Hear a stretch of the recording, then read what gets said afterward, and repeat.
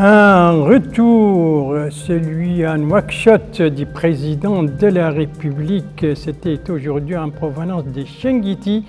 Il avait donné le coup d'envoi des activités de la 13e édition du Festival des cités du patrimoine. Un lancement, celui à Chenguiti, de la composante de développement de la ville, c'était hier après-midi sous la supervision du président de la République. Une séance plénière, celle tenue par l'Assemblée nationale, c'était hier, pour discuter et adopter un projet de loi relatif au statut de la police.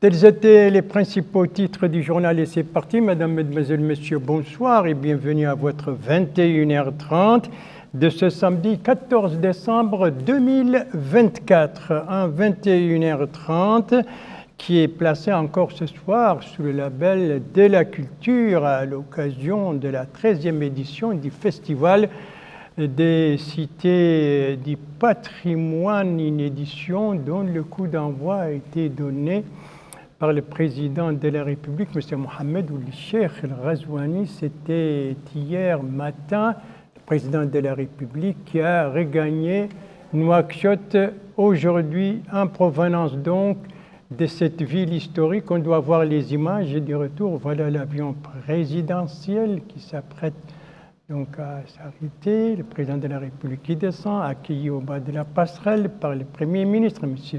Mokhtar Ould Ghazouani. Le président de la République va saluer le chef d'état-major particulier du président de la République, la directrice adjointe du cabinet, le wali de Nouakchott-Ouest, et ici il salue les membres du gouvernement qui étaient là pour l'accueillir, à savoir le ministre de la Justice et le ministre des Affaires étrangères et de la coopération africaine et des Mauritaniens de l'extérieur, ainsi que le ministre de l'Intérieur et de la promotion de la décentralisation et du développement local. Ça, c'était donc aujourd'hui à l'aéroport international Tounsi, le retour du président de la République, M. Mohamed Ould Cheikh El Ghazouani, en provenance de Chenguiti. Il a fait une escale à Attar, la capitale de l'Adrar. On doit voir des images, n'est-ce pas? Voilà.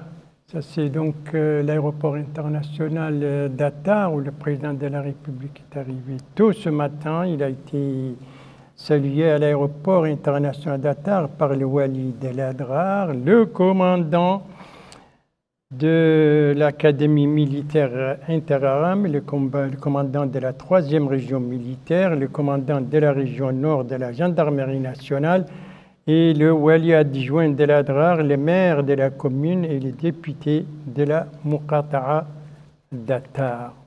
Président qui continue à saluer les officiels qui sont venus donc l'accueillir lors de son passage à Attar. Voilà donc pour le départ et l'arrivée du président de la République. Après une journée d'hier très chargée, une journée à Chenguiti avec l'ouverture officielle de la 13e édition du Festival des cités du patrimoine, des inaugurations, des lancements de projets socio-économiques, des visites et bien entendu une soirée. Eh bien, sur toutes ces activités, on va revenir, on va procéder à un renversant, comme on dit dans notre jargon, la pyramide, c'est-à-dire qu'on va commencer par la dernière activité du président de la République pour aboutir à la première. La dernière activité, donc, de la journée d'hier, vous le savez, c'était la soirée culturelle, la première soirée culturelle et artistique de cette 13e édition du Festival des cités du patrimoine, une soirée sous la supervision du président de la République, M. Mohamed Ould Cheikh El Ghazouani. Compte rendu de l'une de nos envoyés spéciaux, Esma Ahmed Jiddou, compte rendu, travaillé en français par Yedel Fall.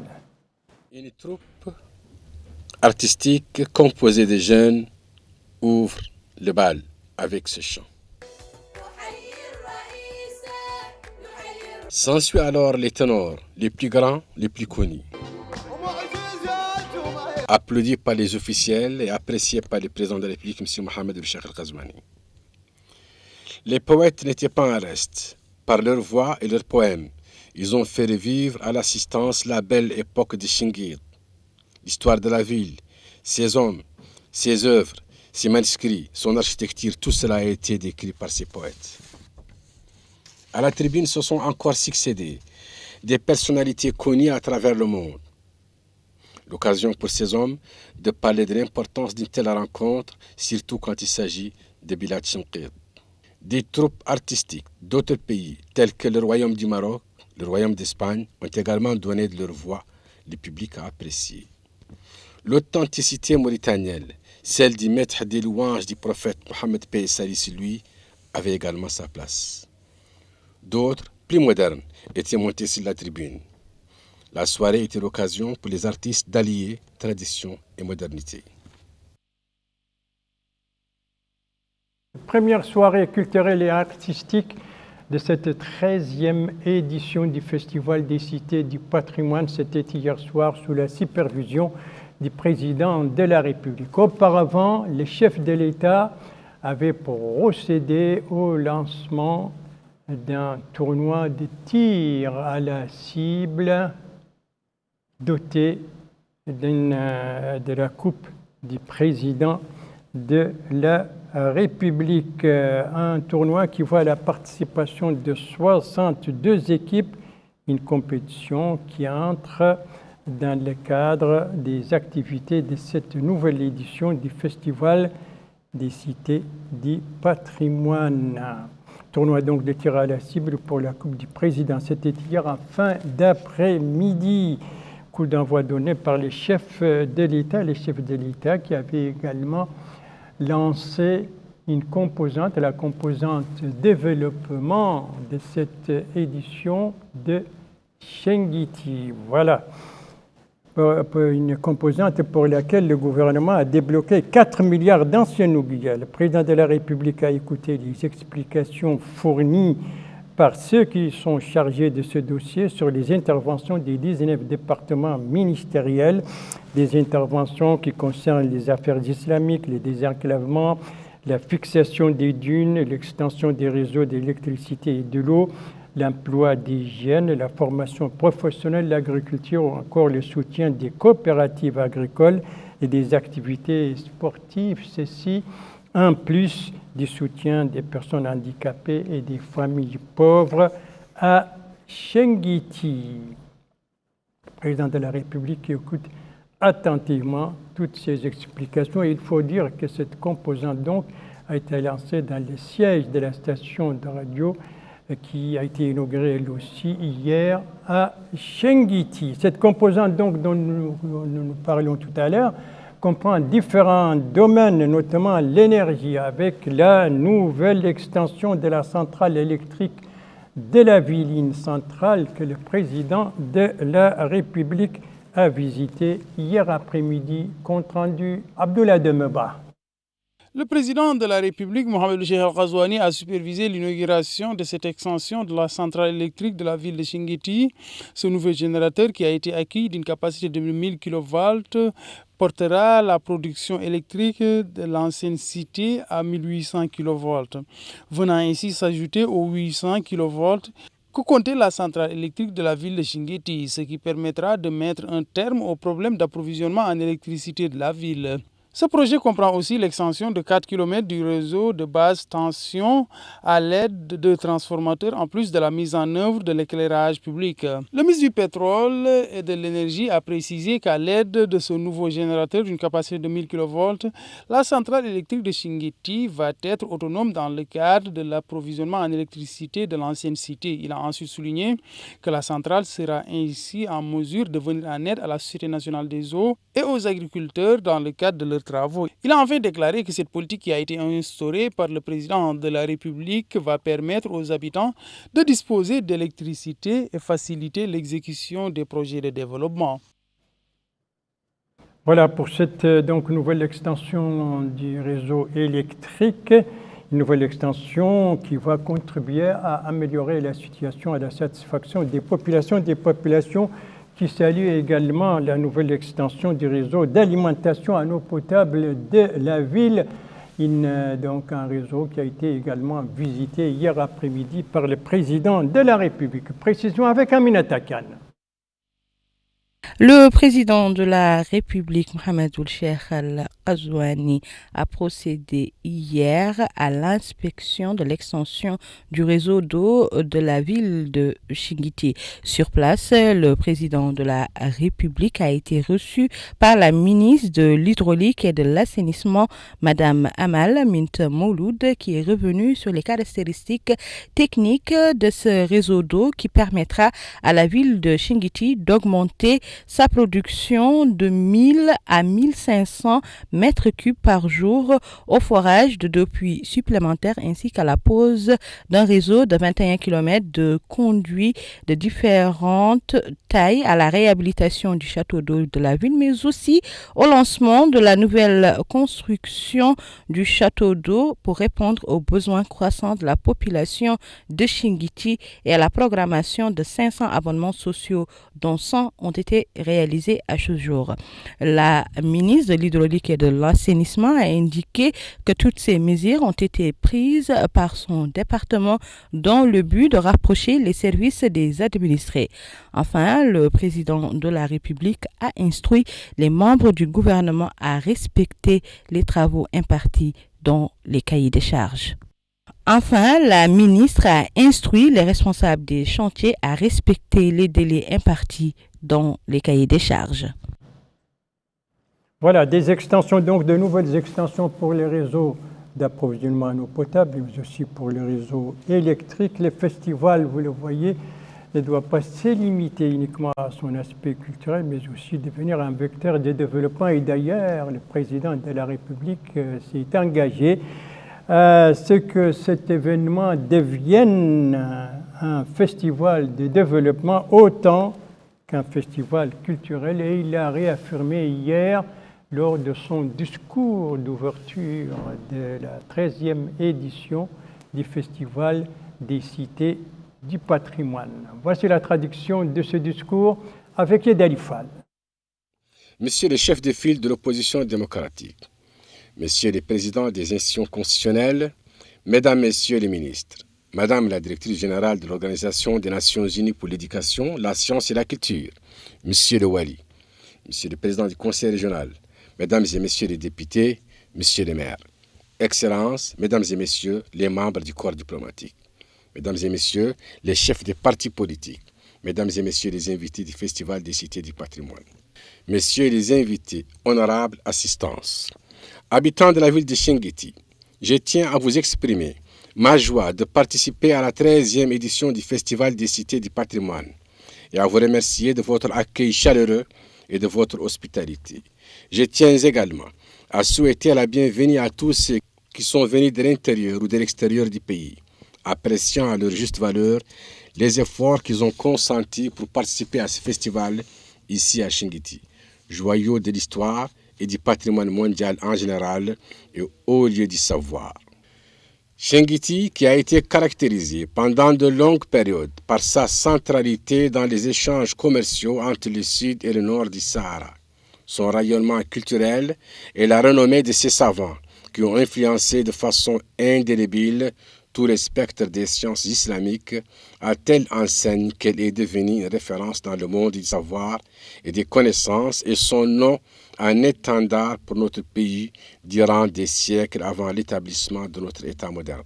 Mesdames et messieurs, en novembre 2019, ici même, dans votre cité, je m'étais engagé à ce que cet événement devienne un festival de développement autant qu'un festival culturel. Pour tenir cet engagement, nous avons mobilisé plus de 16 milliards d'ouguiyas anciennes aux différents aspects du développement de nos cités du patrimoine, alloués notamment au secteur de la santé, de l'éducation, des communications, ainsi qu'au soutien aux mosquées, aux mahadras, aux bibliothèques, des manuscrits, aux artisans, aux jeunes, aux femmes, à l'artisanat et au tourisme. En plus de ce montant, s'ajoute un financement de 12 milliards d'ouguiya dédié à la construction de la route Attar-Chinguitti pour désenclaver Chinguitti comme nous nous étions engagés. Ce volet économique complète le volet culturel qui vise à préserver les trésors et les richesses patrimoniales incommensurables de la ville, qu'il s'agisse de manuscrits ou d'architecture, car le Festival des cités du patrimoine vise avant tout à promouvoir nos villes historiques et leurs trésors uniques et à leur fournir les moyens de survivre, de se développer et de s'épanouir. En même temps, il vise à renforcer chez nos citoyens le sens d'appropriation des vertus et des capacités extraordinaires, résilience des bâtisseurs de ces villes fondées sur la solidarité et la cohésion, ainsi que sur une forte croyance dans les insignes valeurs religieuses et morales qui sont le ciment de notre diversité culturelle et de notre identité civilisationnelle exceptionnelle, fondatrice de notre unité nationale fédératrice. Nous avons déployé de grands efforts au cours des dernières années pour renforcer cette unité, raffermir notre cohésion sociale et asseoir progressivement l'équilibre de la justice sociale à travers l'ouverture politique, le renforcement de l'école républicaine et des piliers de l'état de droit et la réforme du système administratif. Toutefois, nous étions et sommes toujours bien conscients que l'impact de tous ces efforts demeurera tributaire d'une profonde transformation sociétale qui conduit à un changement radical des mentalités. C'est pourquoi nous avons mené une lutte ardue contre les mentalités nuisibles à notre cohésion sociale et contraires à nos valeurs religieuses et aux exigences du concept de l'État moderne. Certes, les résultats de cette approche sur le terrain sont encore loin du niveau espéré et attendu, mais elle restera pour nous une approche stratégique et intransigeante, car nous devons construire une société réconciliée avec elle-même, confiante dans ses institutions, forte de sa cohésion et soudée par son unité. Je vous appelle, une fois de plus, à un élan national fédérateur pour changer les mentalités rétrogrades et se débarrasser de tous les stéréotypes des discours de haine et des inclinations au sentiment de supériorité afin de fortifier notre peuple qui a en partage l'histoire et l'avenir. Il s'agit là d'un impératif d'autant plus urgent que pèsent sur nous les menaces inhérentes à l'impact de certains aspects de la mondialisation et de la révolution numérique, y compris des comportements contraires à nos valeurs, notamment l'utilisation des médias sociaux par certains pour semer la discorde et la zizanie entre les différentes composantes de notre société.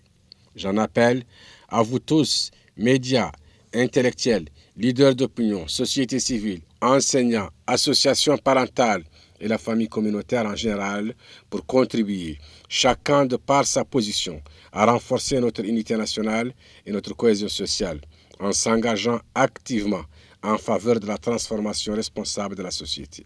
En annonçant l'ouverture de la 13e édition du Festival des cités du patrimoine, j'espère que notre souvenir des nobles significations et des valeurs fondatrices de l'histoire de cette ancienne ville contribuera à renforcer notre unité nationale et notre cohésion sociale. Voilà le discours du président de la République à l'ouverture de cette 13e édition du Festival des cités du patrimoine. Ça, c'était hier matin à Chinguitti, donc discours du président de la République à l'occasion de cette édition, une édition dont la composante scientifique a été lancée, elle, aujourd'hui. C'était sous la supervision du ministre de la Culture, de la culture, des arts, de la communication et des relations avec le Parlement. C'est un compte-rendu de l'un de nos envoyés spéciaux là-bas, Elvara Chebani, compte-rendu travaillé en français par Abdoulaye Demeba. Le village culturel de la cité historique de Chinguitti abrite les différents colloques et exposés organisés dans le cadre de la 13e édition du Festival des cités du patrimoine. Plusieurs experts, chercheurs et acteurs culturels du pays et venus d'horizons divers prennent part à ces différentes activités du volet scientifique du Festival des cités du patrimoine. Le ministre de la Culture, des Arts, de la Communication et des Relations avec le Parlement, porte-parole du gouvernement Hossein Oulmedou, a indiqué que le volet scientifique qui est lancé dans le cadre de cette 13e édition du Festival des cités du patrimoine fait partie des aspects se rapportant à l'aspect pédagogique et éducatif de cet événement culturel. Il a en outre souligné que sur instruction du président de la République, il s'agit, dit-il, de s'évertuer afin que la culture puisse participer comme il se doit aux efforts de développement, particulièrement au profit des anciennes cités. Le ministre de la Culture, des Arts, de la Communication et des Relations avec le Parlement a par ailleurs signé les 11 ouvrages qui ont été édités par le ministère. Ces livres traitent de l'histoire, de la culture des oulémas du pays ainsi que de la Mahadra shingitienne. Les chercheurs qui ont pris part à cet événement ont tour à tour salué la tenue de ce volet scientifique du festival. Ils ont affirmé que plusieurs aspects se rapportant à l'histoire et la culture des anciennes cités, particulièrement de cette zone, ont été discutés. Ils ont aussi demandé aux Mauritaniens de s'approprier de leur culture et glorieux passé et ont fait état des interconnexions et relations entre les anciennes cités.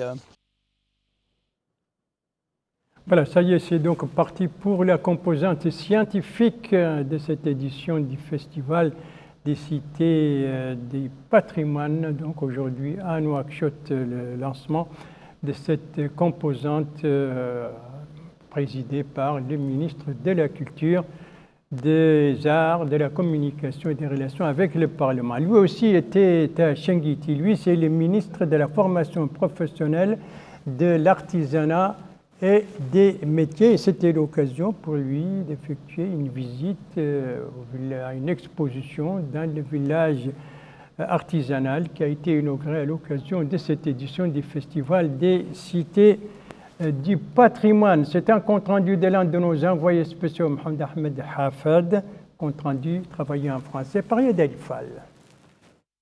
Beit Chinguet, pour l'artisanat, tel est le nom donné au pavillon qui abrite l'exposition de cet artisanat national pour les touristes et visiteurs de la ville historique de Chinguetti à l'occasion de ce festival. Monsieur Mohamed Melaini Ouliyi, ministre de la formation professionnelle, de l'artisanat et des métiers, a visité ce pavillon où les objets qui y sont exposés lui ont été présentés.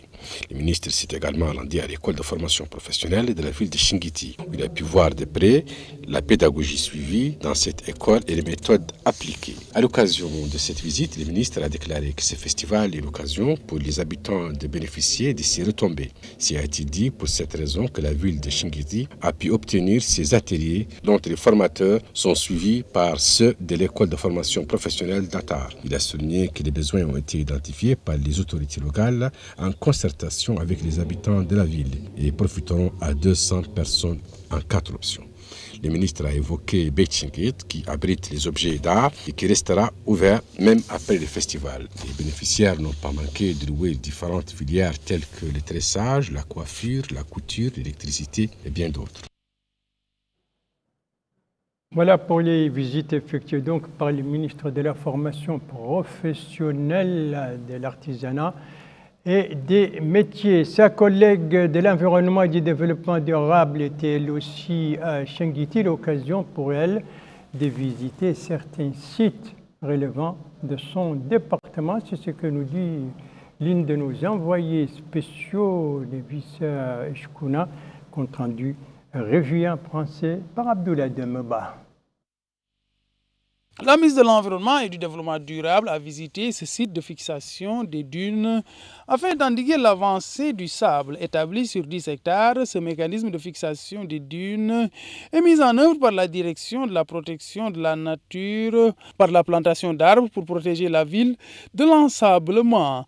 Madame Massouda Mintbaham ou Mohamed Lataf, ministre de l'Environnement et du Développement durable, a indiqué que le département qu'elle préside met en œuvre 4 programmes dont un se rapportant à la sauvegarde de l'écosystème des villes historiques, en plus d'un appui au profit des habitants, particulièrement des coopératives féminines dans le cadre de la culture de légumes, entre autres. Madame la ministre a par ailleurs visité ce projet agricole pilote au niveau de la localité de Temkenit relevant de la commune de Shingiti. Ce projet a bénéficié d'un financement du ministère de l'Environnement et du Développement durable. En outre, et s'est rendu à l'école numéro 1 de Shingiti qui a bénéficié du programme des écoles vertes sur initiative du ministère de l'Environnement et du Développement durable en collaboration avec le ministère de l'Éducation et de la Réforme du système éducatif. Ce déplacement de Madame la ministre rentre dans le cadre des activités de la 13e édition du Festival des cités du patrimoine. Voilà, pour donc ces visites effectuées hier par la ministre de l'Environnement et du Développement durable à Shingiti. Shingiti, où on reste encore un instant, toujours dans le cadre de cette 13e édition du Festival des cités du patrimoine avec ce concours culturel dont le coup d'envoi a été donné aujourd'hui. On doit voir les images, n'est-ce pas? Donc c'est un concours culturel qui a été lancé aujourd'hui. 60 concurrents participent à cette compétition, 60 participants représentant les 4 cités du patrimoine. 60 participants, dont 10 filles. Les sujets, donc, c'est le Coran, le Hadith, la Sira, autrement dit la vie du prophète, supervision, une commission du ministère des Affaires islamiques et de l'enseignement originel. Voilà pour ce concours donc culturel organisé dans le cadre de cette édition du Festival des cités du patrimoine. Il est organisé par le ministère des Affaires islamiques et de l'enseignement originel. Voilà pour cette actualité qui nous vient de Shingiti à l'occasion de cette nouvelle édition du Festival des cités du patrimoine. Et on va terminer ce journal par l'actualité parlementaire et une séance plénière de l'Assemblée nationale. Ça, c'était hier. Sur quoi apporter cette séance plénière, c'est ce que nous dit Aminata Khan. Adoption du projet de loi relatif au statut de la police nationale. C'était au cours d'une plénière présidée par le député Mohamed Bombo Mogot, président de l'Assemblée nationale. Le projet de loi numéro 24040 portait sur le statut de la police nationale. Lors de leurs interventions, les députés ont apprécié l'importance du projet de loi qui répond à une aspiration longtemps attendue par les membres du secteur de la police, qui est vitale pour les citoyens et l'État et qui mérite toutes les formes de soutien. Certains ont estimé que le niveau de développement du processus démocratique du pays a rendu nécessaire de réserver la direction du corps de la police à une personnalité sécuritaire, exprimant leur crainte que l'article 35 ouvre une brèche qui limite l'efficacité des réformes proposées dans le projet de loi. D'autres encore ont attiré l'attention sur la nécessité pour la police nationale de mener à bien les lourdes tâches qui lui sont confiées, soulignant en même temps l'importance de permettre aux officiers supérieurs de bénéficier de leur ancienneté à la lumière des nouvelles réformes qui ont été ajoutées au projet de loi. En réponse aux interpellations des députés, le ministre de l'Intérieur, de la promotion de la décentralisation et du développement local, Mohamed Ahmed ou Mohamed Lemine, a souligné que le projet de loi portant statut de la police vise à mettre en place un cadre juridique régissant la police à l'instar des lois régissant les institutions militaires et de sécurité nationale et représente un saut qualitatif en termes de définition d'un parcours professionnel motivant, clair et transparent du recrutement à la retraite ainsi qu'en termes de réaménagement et d'organisation des cadres et de comblement d'un certain nombre de lacunes dans les statuts antérieurs.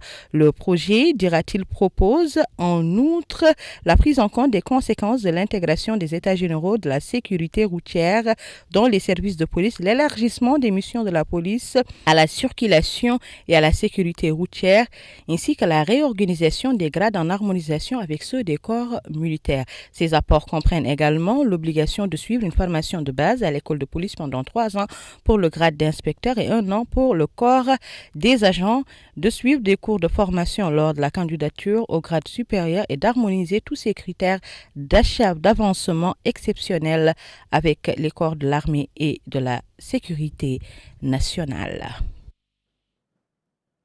Ça, c'était donc une séance plénière de l'Assemblée nationale tenue hier, l'occasion pour nos élus de discuter et d'adopter un projet de loi relatif au statut de la police nationale, projet de loi défendu devant les députés par le ministre de l'Intérieur, de la promotion de la décentralisation et du développement local. Et c'est sur cette séance plénière de l'Assemblée nationale que s'achève ce journal. Merci à vous, Madame, Mademoiselle, Messieurs, de l'avoir suivi. Merci bien entendu aux équipes rédactionnelles et techniques qui ont participé à sa conception. Je vous en rappelle les principales informations.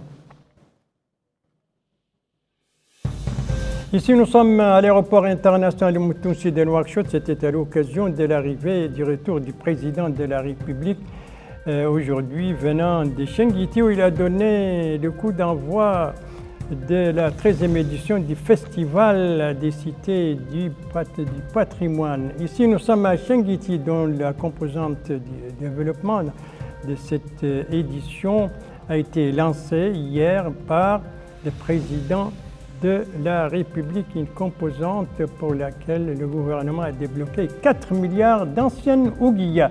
Ici, nous sommes à Nouakchott, précisément dans l'hémicycle de l'Assemblée nationale, à l'occasion d'une séance plénière.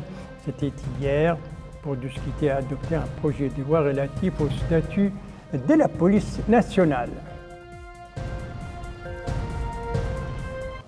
Voilà, le JTF reviendra demain à la même heure, 21h30, et vous serez accompagné en principe de Ndeye Sow Sidi. Quant à moi, il ne me reste plus qu'à vous souhaiter une très bonne fin de soirée, une très bonne fin de semaine, et à vous donner rendez-vous, Inch'Allah, vendredi prochain à la même heure, 21h30. Bonsoir.